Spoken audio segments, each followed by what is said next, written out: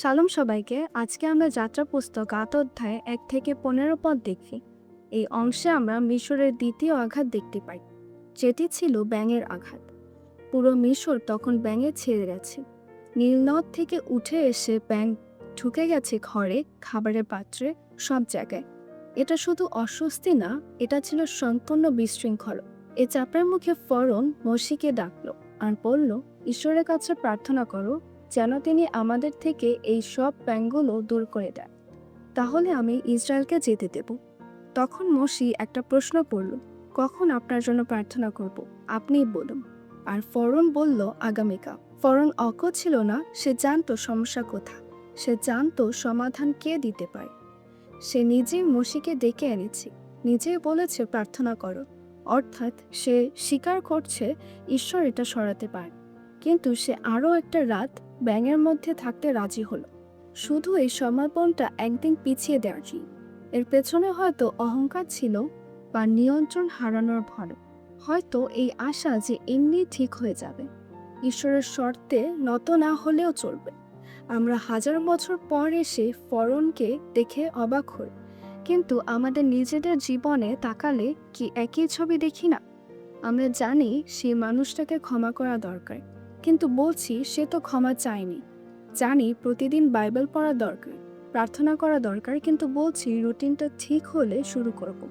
জানি যে জিনিসটা আমাদের ঈশ্বরের থেকে দূরে রাখছি সেটা ছাড়তে হতো, কিন্তু বলছি একটু পরে। আমরা ফরনের মতোই জানি কি করতে হবে, শুধু সমর্পণটা একদিন একদিন করে পিছিয়ে দিচ্ছি। যিশু নিজেই লোক ৯ অধ্যায় ৬২ পদে বলেছেন যে হাল ধরে পেছনে তাকায় সে ঈশ্বরের রাজ্যের যোগ্য না। সামনে এগোনোর সিদ্ধান্তটা এখনই নিতে হয়। পেছনে তাকানোর সুযোগ রেখে দিলে সামনে যাওয়া হয় না। ১৫ পদে আমরা দেখি মসি প্রার্থনা করল এবং ঈশ্বর সাড়া দিলেন। ব্যাঙ মরে গেল আর মিশরে স্বস্তি ফিরে আসলো।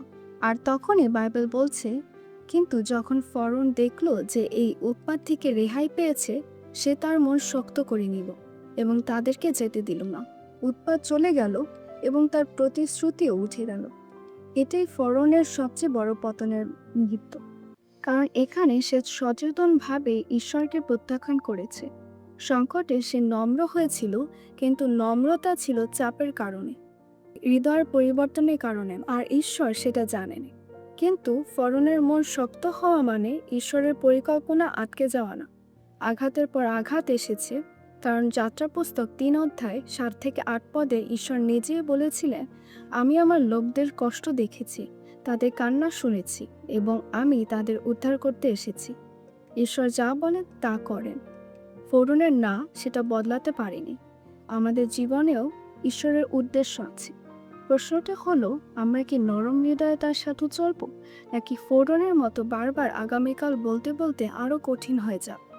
তিব্রিয় ৩ অধ্যায় ১৫ পদে বলে, আজকে যদি তোমরা তার কণ্ঠস্বর শুনতে পাও, তাহলে তোমাদের হৃদয় শক্ত করো না।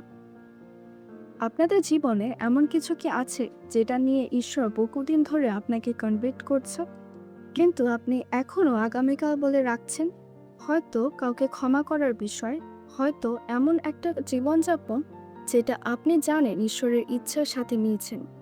ফরনের গল্প আমাদের মনে করিয়ে দেয়, সংকটে নম্র হওয়া আর সত্যিকারের পরিবর্তন এক জিনিস না। ঈশ্বর অনুভূতি চান না, তিনি আমাদের সম্পূর্ণ হৃদয় চান, আর সেই হৃদয় দেওয়ার সময় আগামীকাল না, সেটা আজকে। এ বাক্যের মধ্য দিয়ে ঈশ্বর আপনাদের আশীর্বাদ করুন। শালম।